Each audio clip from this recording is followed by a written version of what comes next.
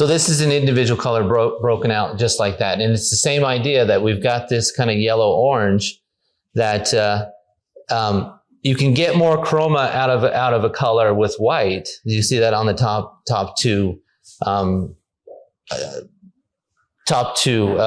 lines here of the colors, but it drops off very quickly as we're adding black, and then you lose that chroma and it gets pretty desaturated really quickly.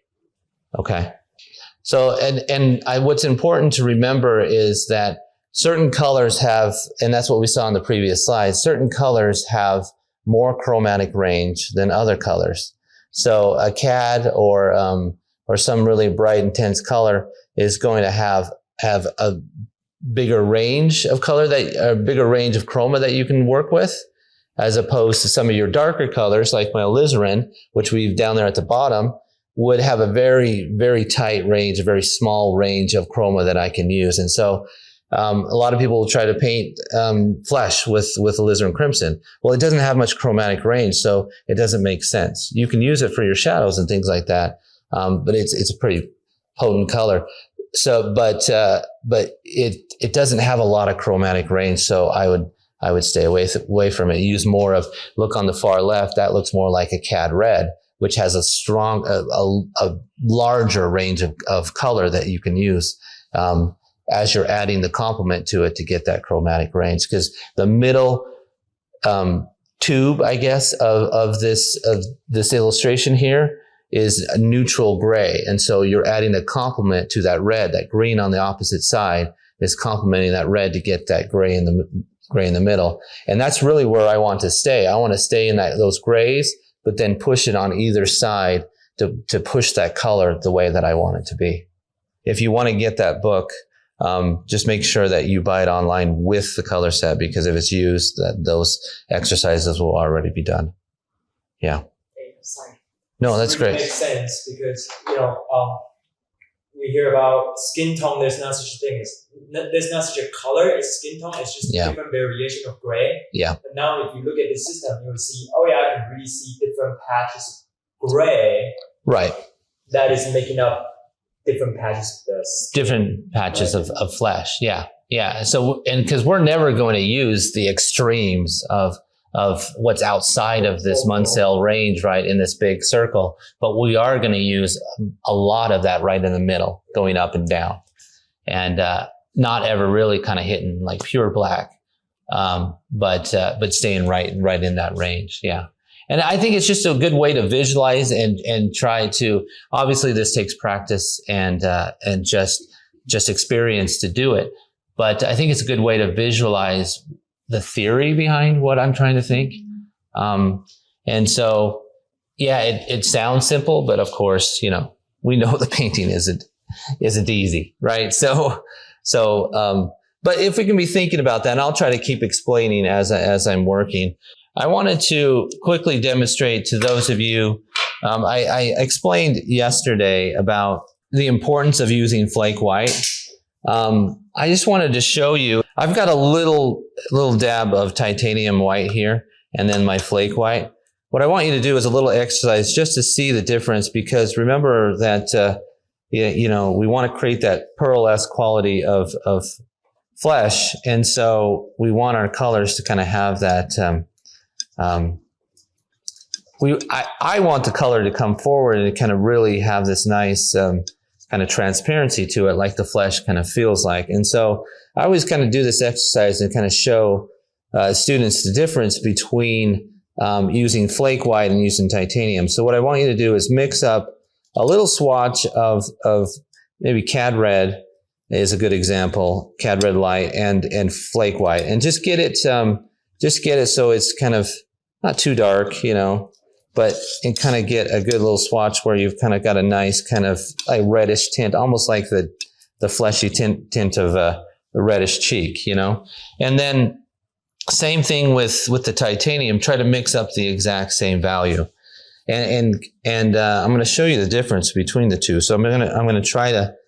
I know that I'm going to need to use a lot of CAD red to get the same value of it, right? So let's see. I got to keep mixing this in here. Maybe I got a little too crazy with the CAD red. But what I'm going to show you here is that, so if you go a little bit here with that, get my values right here. I got to bring this up just a little bit more in value. A little more red. I'm trying to get it exactly the same. And what you're going to see is that the flake white is going to behave differently than this titanium. As far as I'm using the exact same colors that I'm mixing.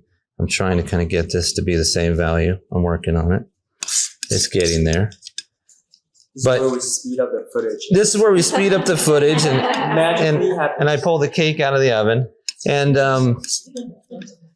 no, so you kind of see that if you look that, and they're not exactly the same value, but they're pretty close. But what you'll notice is, well, they're not exactly the same. Let me keep working on it because it's bugging me now. But you'll notice that it's got the CAD red has more of this kind of orangey, kind of closer to almost like what a flesh kind of tint would be. But the titanium looks a little more chalky and a little more like cold. Yeah, a little more purple. And so I'm not using, it's the same color. It's just mixed with a different white. And what's happening is this is transparent and this is opaque. And so this is covering up the color. And this is letting the color come through. And so when you use the flake white, I think it's really important in flesh. You just have to work with it differently. This is really strong and has a lot of opacity to it. So it really overpowers the color. And so this is weak. And so if you mix up a big pile, and you have to be really careful with the flake white because you mix up a big pile of your color and then you're trying to get it tinted up to the value that you want it to be, you can use your whole pile of white. And you don't want to do that. So you want to start with your white first and then mix your color into it. So if you're used to working with titanium, you want to work in an opposite way. So make sure you do that. Otherwise, you're going to use up all your flake white and you'll be like, oh, I spent all this money on this flake white. And now Have you ever worked with zinc? Yeah, I've used zinc. Yeah, and we talked about that a little bit yesterday. Yeah. I used to always use zinc. It's like beautiful for flesh because it is beautiful. It just doesn't have the archival quality. It's they've done tests. It like cracks within. And it's cooler, right, than flake? It's a little bit cooler than flake. Yeah, and it is a nice kind of cross between because it behaves a lot like flake white, yet it has that opacity of titanium. And so it's what when they found and were using that in the 19th century, they loved it because it was exactly what they wanted. But what they didn't realize is very quickly, within 50 years, the paintings started to crack. And so, and they've done recent tests on it too, like, because I thought, oh, well, with new technology, maybe they've been, able to kind of change things. No, it's the same. It's zinc. Zinc is zinc. Yeah. And it's just it affects it in that way. So.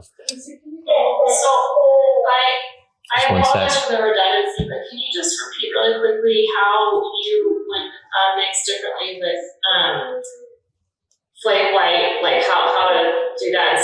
Yeah, just really quickly. I already got rid of my titanium, but it's just you just want to get the same values together because I just want it as an exercise, just showing you the difference. So just get it to be the same value when you're mixing and so you just take the same amount or try to get it to be the same value. You'll have to use different amounts of white, but use the flake white and the titanium with a little bit of CAD red light and just mix up to get them to the same value and then compare the difference. And there really is a big difference. The CAD red light has more of this kind of orangey, kind of closer to a fleshy kind of tint anyway, where you would have to add yellow or something to the titanium to try to get it close to that. But still, it kind of has this kind of chalky feel that doesn't quite behave as well as flake white when it comes to mixing flesh.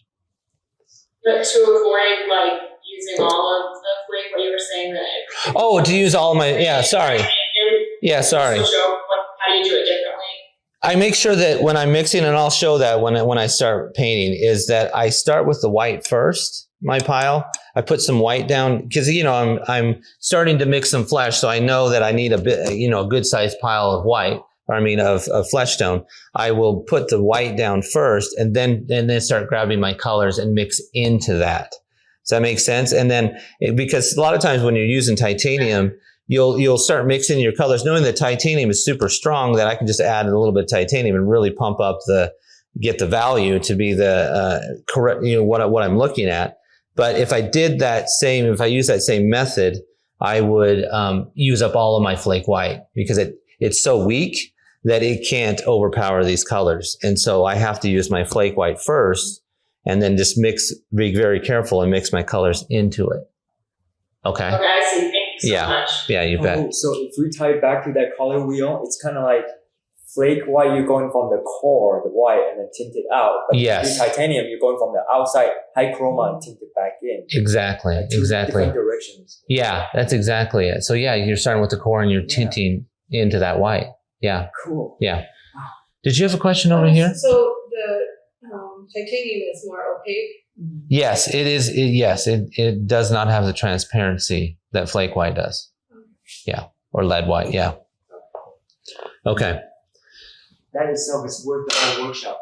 All right. Well, good. Well, I mean, that's a crash course on color theory there. But I really, I just, and it's not like you have to completely understand the Munsell Color System to know how to paint. I just think, like, intellectually and visually, that's a way for us to kind of understand the concept, and then it'll take time mixing and kind of working with it to then kind of have that light bulb go off, like Keith was just saying. Oh, I get, like you mix so it's good. So it's not like you really need to go and study it a ton, but I think actually using that student book and doing those exercises can be helpful to help train your eye to see. I did a few of those, and it's really interesting. You think that colors are really close together, and then it took a little bit of work, right, Liz? To kind of like actually, they just have all the chips there, and you got to put them in order, and it's a little difficult. Okay, this one is has a bit more chroma than this one, or this one's just a little lighter or darker, and I thought it'd be easy, and it wasn't. So it helps you train your eye a little bit.